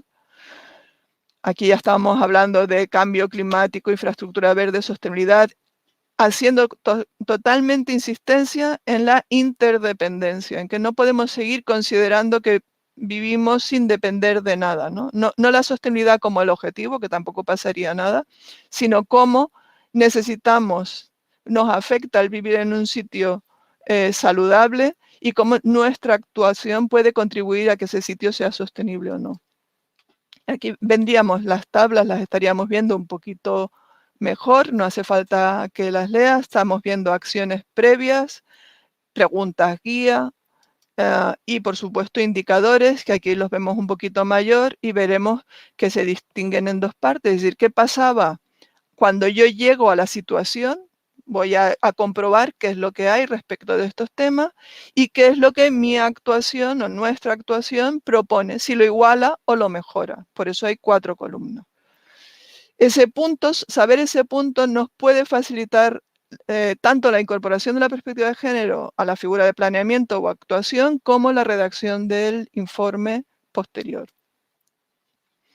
Movilidad, equipamientos, espacios comunes, el continuo espacial, que hemos hablado ya, más tablas que continúan acelerando. Hemos puesto muchos indicadores por dar muchas sugerencias, pero insistimos que y sugerencias además estudiadas, provienen de otras guías y de otras normativas que nosotros hemos trasladado aquí, pero que la primera tarea de cada equipo es definir estas tablas para su situación. Seguridad y habitabilidad, como ya hemos visto, y la transversalidad, ¿no? Las fotografías son muy elocuentes, son fotografías hechas por Carlos Gómez o por mí, unas con cámaras, otro con móvil, pero que siempre van marcando la situación, ¿no? En el ámbito de lo público. Sobre los documentos, esta es la parte que una vez entendidos, asumidos aquellos contenidos, pues hacemos un repaso por la LOTUP, artículo por artículo, para ver dónde se habla de perspectiva de género, y como se habla, que es muy rico, hay muchos puntos donde se habla de la perspectiva de género a lo largo de la LOTUP, y nos centramos en el anexo 12. Hay que decir que el anexo 4 de la LOTUP, que no lo he puesto aquí, pero que está dentro de la guía, es particularmente explícito porque considera como criterio de calidad urbana la posición de los equipamientos en los distintos entornos de acuerdo a la perspectiva de género. Y eso es bastante potente. Es decir, no se podrá declarar que hay calidad urbana en un lugar si los equipamientos no están bien colocados respecto a la perspectiva de género. Y les recuerdo que los colegios, por lo general, se van a la periferia de los entornos urbanos porque es donde hay más sitio disponible, y mientras no se consolida urbanamente el lugar, pues los niños, las niñas tienen que ir por parajes que no son los más idóneos vistos desde la perspectiva de género, y que eso pasa con frecuencia. El anexo 12 de la LOTUP, todo, digamos, desmenuzado, y después, como vimos que estaba muy desmenuzado y que había muchos puntos, hicimos un resumen. Dice, bueno, todos estos puntos, ¿cómo los podríamos resumir? Y en esta parte aparecería un resumen. ¿Y cómo se ligan todos estos puntos con las líneas de trabajo previos y los indicadores de la sección de contenidos? Sí, eso no lo he dicho, pero va apareciendo los indicadores junto a la línea de trabajo a la que hace referencia. Hay una tabla resumen de las cuestiones que dice la LOTUP y a qué documentos afectaría, que prácticamente a todos los documentos afecta. Hay más puntos que sitios vacíos. Y después ya vienen más recomendaciones, aparte del resumen, y entramos ya en la elaboración documental del informe de evaluación de impacto de género, que correctamente, legalmente es informe de impacto de género, pero como también circula el nombre de evaluación de impacto de género, pensamos que es más claro. Estos informes están regulados por una guía metodológica descargable, está el link para que lo puedan comprobar, que declara una estructura del informe. Insistimos que aunque no existiera el informe, sería obligatoria la incorporación de género, de la perspectiva de género en el planeamiento o actuación, y que lo realmente importante es el planeamiento o la actuación, no el informe. Si uno ha hecho, digamos, todo el proceso, cuando llega aquí le tiene que salir positivo. Además, es muy difícil en el caso del gran planeamiento que si uno hace un planeamiento nuevo 20 o 30 años después, vaya a ser tan burro para que el informe no sea una mejora en la perspectiva de género. Con lo cual, realmente, lo que nosotros queríamos insistir es que, puesto que probablemente el informe salga positivo, ¿por qué no hacemos lo posible para que sea lo más positivo que pueda ser? Que es una pequeña variación, ¿no? El informe continúa el esquema dicho en la legislación, y lo que hemos hecho es para cada punto relacionarlo con los indicadores. El informe te pide que definas cada planeamiento o actuación los objetivos vinculados a la perspectiva de género. Nosotros hemos puesto los 4 que nosotros sugeríamos y hemos declarado que todas las líneas de trabajo contribuyen a la obtención de dichos objetivos.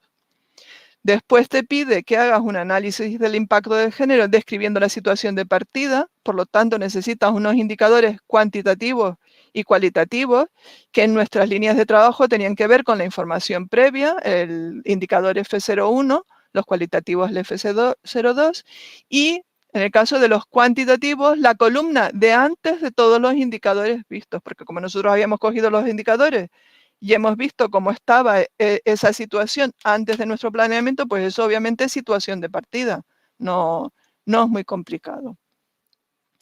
Cuando vemos en la previsión de resultados, nosotros podemos establecer una previsión de resultados siguiendo este criterio y viendo pues, si hay puntos de discriminación estructural y observando los indicadores de mejora de estas líneas de trabajo, y llegados al punto de valoración, la persona, el técnico o la técnica que tenga que firmar ese informe, tiene que decir si el informe es negativo, es nulo, o es neutro en realidad, o es positivo. ¿Qué criterio proponemos nosotros para que se vea si el informe debería ser negativo, que es muy poco probable que sea negativo? Hombre, pues que revise si había discriminaciones estructurales marcadas y banderas rojas, y si había discriminaciones marcadas y tu propuesta de planeamiento igual a la situación anterior, pues obviamente no podrá ser muy positivo el resultado. Si no tenía situaciones de discriminación marcadas e igual a la situación, debería ser nulo. Y si compruebas que no tenía situaciones de discriminación marcadas y tu planeamiento mejora la situación anterior, pues debería ser positivo. No es muy complicado el sistema, es decir, es un sistema que si uno ya ha marcado todas esas pautas, cuando llega aquí le debería salir más o menos automáticamente. Continúa con las medidas propuestas en la figura de planeamiento para corregir si hubiera, o recomendaciones que también sigue el mismo tipo de esquema. Finalmente, todo esto entraría en lo que nosotros hemos llamado el proceso, que es decir, insistir una vez más en que es un proceso continuo a lo largo del tiempo, aunque pueda tener sesiones puntuales, hay cosas que hay que hacer antes, durante y después, y se recomienda que se hagan, y que se recomiendan que se hagan, pues como hemos hecho la maquetación de la guía en colaboración y en coordinación durante todo el proceso, que no aparezca al final. Y por supuesto la incorporación de la participación y del checklist. Este checklist que hemos puesto lo único que hace es recoger qué cosas habría que hacer antes y diciendo cuáles son obligatorias según la LOTUP y en qué punto están de la LOTUP. Por ejemplo, el lenguaje inclusivo es obligatorio, ni se discute. Que el equipo redactor sea paritario es obligatorio según el anexo 12.1003. No se debería discutir. Durante, pues lo mismo, y finalmente, después, qué cuestiones se podrían hacer. Y todo esto es lo que está recogido en este proceso que insistimos una vez más, que es abierto, que está en marcha, que es un proceso que lo que proponemos es una manera de trabajar, no en sí que sean estos u otros indicadores. Nosotros nos hemos estudiado profundamente esto y pensamos que son buenos indicadores, pero yo creo que esta propuesta debería enriquecerse ahora con la práctica puntual en cada municipio, sacando a relucir los problemas o las incoherencias que se puedan haber detectado. El hecho de que nosotros hayamos establecido o sugerido unos indicadores y hagamos tanto hincapié en que todo esto es una sugerencia, primero, una parte de estos contenidos de indicadores son una sugerencia que debe redactar, que debe establecer el equipo redactor a priori del trabajo. Lo decimos así porque las condiciones de los documentos de planeamiento pueden ser muy diversas, no solo por los tipos de documentos, que eso en cierta medida está recogido en la guía, sino por las condiciones muy distintas de las poblaciones y entornos urbanos a los que se va a dirigir. Nada tiene que ver pequeñas poblaciones que están prácticamente en tamaño de aldea a ciudades de gran dimensión, ciudades costeras, ciudades industriales, ciudades vinculadas a la huerta. Es decir, hay muchas alternativas y ciudades con una gran diversidad de perfiles de usuarios, pues porque han sido objetivo de inmigración, por las razones que sea. Hay evidentemente el mundo es diverso, nuestras ciudades son diversas y por lo tanto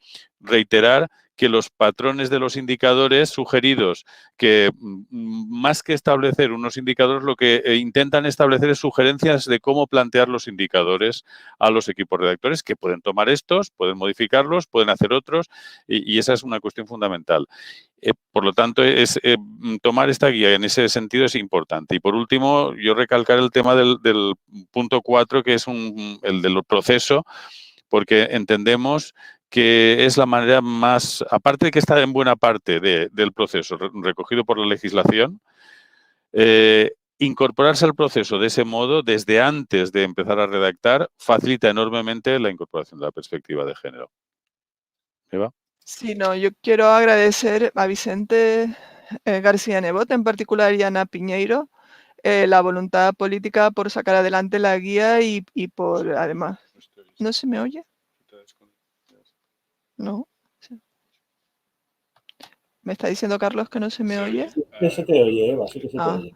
Pues agradecer en particular, no toda la infraestructura de la Generalitat y además tengo un montón de exalumnas en el gobierno, lo cual, vamos, la capacidad de agencia y de transformación que tiene el trabajo en la universidad tan bonito. Agradecer en particular a Vicente García Nebot y a Ana Piñeiro, pues la insistencia en que esta guía salga adelante con todos los defectos que pueda tener, pero como un instrumento para aterrizar la perspectiva de género en la que todos estamos de acuerdo en cosas concretas en nuestro entorno. Nada más. Siento, no sabemos hablar poco tiempo, Vicente, lo siento. Muchas gracias. Eva, Carlos, muchas gracias a los dos. Como vemos, este es un documento que es, en primer lugar, abierto, por eso se pone a participación pública para que pueda opinar, pero seguirá siendo abierto posteriormente, porque esa flexibilidad es necesaria tanto para los equipos redactores como para los informantes, para los funcionarios que deben informar. Quiere ser eso una guía que además se incardine dentro de la guía T, de guías metodológicas que vamos a sacar a lo largo de este año. Felicitaros por vuestro trabajo, que no ha sido fácil, porque sabemos que en un principio hicisteis un trabajo muy de universidad y yo os exigí casi, ¿no?, que lo simplificáramos y lo habéis hecho magníficamente bien. La verdad es que simplificado en una cosa tan compleja. Solo quería comentar una cuestión, ¿no? Porque ayer por la noche, invitando a gente de mis chats a que vinieran a esta webinar, alguien me dijo que esto era una chorrada, así, con estas palabras, y es por lo que ha comentado Carlos antes. Bueno, por supuesto, después le cayó la del pulpo, porque era un chat donde había mucha mujer y se enteró de que no era una chorrada, que es algo muy importante, es algo tremendamente importante, y ha llegado para quedarse. Se va a quedar. Por lo tanto, el que quiera aprender y utilizarlo, aquí tiene un instrumento magnífico. El que no, pues seguirá con sus problemas y sus restricciones mentales. Dicho eso, bueno, tenemos la posibilidad de abrir el chat a preguntas, pero es cierto también que las preguntas saldrán cuando os estudiéis, ¿no?, la guía, ¿no?, y la veáis y veáis cómo la podemos utilizar. Por lo tanto, pues tenéis una oportunidad hasta el 31 de mayo, que podéis, todas las sugerencias que hagáis, si queréis tenerlo en forma de alegaciones, sed críticos, porque la crítica nos permite también pues llegar a mejores documentos que nos permitirán a todos trabajar de una manera más útil y ágil. Vuelvo al principio de esta webinar, el plan agiliza. La perspectiva de género no es una barrera, no es un problema. No es un informe más que nos complique la vida a los urbanistas. Es algo necesario y que tenemos que saber utilizarlo de la manera ágil que hemos comentado. Yo veo que no hay preguntas y me imagino que es por eso, porque estáis a la espera de ver el documento y poder estudiarlo. Por lo tanto, pues casi paso. Aquí Silvia Maíquez dice que hace un llamamiento a todos los equipos técnicos profesionales a la responsabilidad de incorporar la perspectiva de género en todos los proyectos y obras. Efectivamente, ahí es donde vamos. Eso será lo que nos permitirá transformar la ciudad, ¿no? Dicho esto, pues yo casi pasaría la palabra al conseller. Arcadi, si hubieres algunas últimas palabras. Sí, nada, reiterar el agradecimiento y ahora, después de esta presentación, aún más a Eva, Carlos, también a la presentación de Nuria y a Vicent por organizarlo. Yo creo que todos trabajamos en una línea que para algunos es más novedosa que para otros, para vosotros no, pero creo que tenemos que continuar porque tiene que ser, como decía Vicent, no tiene que ser un elemento de freno, sino un elemento de lógica, de pura lógica, de incorporar esa perspectiva para poder hacer un urbanismo que tenga centrado a las personas, a los vecinos y a las vecinas y no solo a una parte de ellos, ¿no? Así que muchas gracias por vuestro trabajo y, desde luego, el compromiso total de la Generalitat y de esta consellería en esa mirada violeta, en esa perspectiva de género, en este ámbito y en todos. Desde luego, es una de las cosas prioritarias para mí como conseller y también para toda la Generalitat, es avanzar en ese campo. Esa será una de las prioridades, está siendo y lo tiene que ser en los próximos años. Así que muchísimas gracias a todos. Gracias, conseller. Ahora en pantalla os vamos a dejar las referencias. Veis que las sugerencias y aportaciones, pues hasta 30 de mayo, no sé si he dicho antes 31, hasta 30 de mayo del 21, las podéis enviar a urbanisme-mediogenere@gva.es y tenéis un enlace, que es el que os ponemos aquí, al cual podréis acceder para ver qué es la guía, cómo es la guía, cómo aprovecharla, porque ya la podéis aplicar si queréis, no no sería ningún problema para que en vuestros documentos os sirva de referencia ya, incluso a partir de este momento. Pero bueno, es para que sea una guía participada. Deciros que el próximo martes, dentro de UrbaClick y este proyecto de difusión del urbanismo, tendremos una webinar que organiza FEPEVAL, en la cual hablaremos del urbanismo industrial y al cual pues os invitaremos a todos también para que podáis dar vuestras opiniones al respecto. Nuria, muchas gracias. Conseller, muchísimas gracias. Eva, Carlos, muchísimas gracias y nos vemos en la siguiente. Muchas gracias. Muchas gracias.